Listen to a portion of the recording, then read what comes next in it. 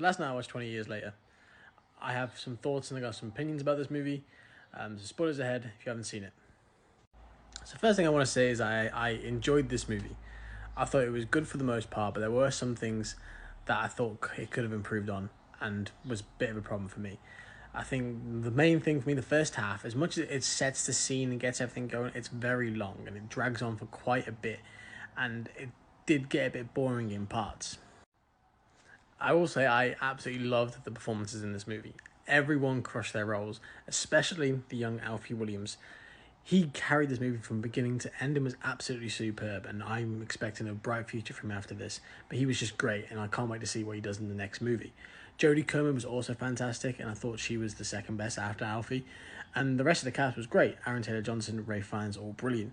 And the second half of this movie, when these two really got on the move, the movie started to ramp up and start to improve for me, and I actually really enjoyed that part of the story. I'm also very grateful and enjoyed the character of Eric.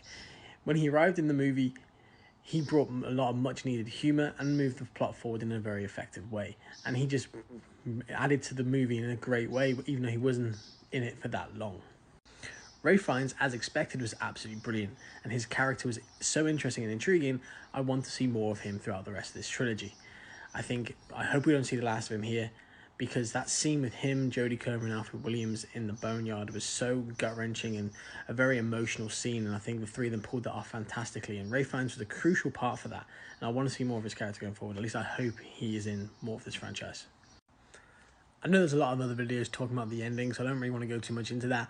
I mean, it does set up for us for the second movie, which I know they've already filmed and there is being edited now.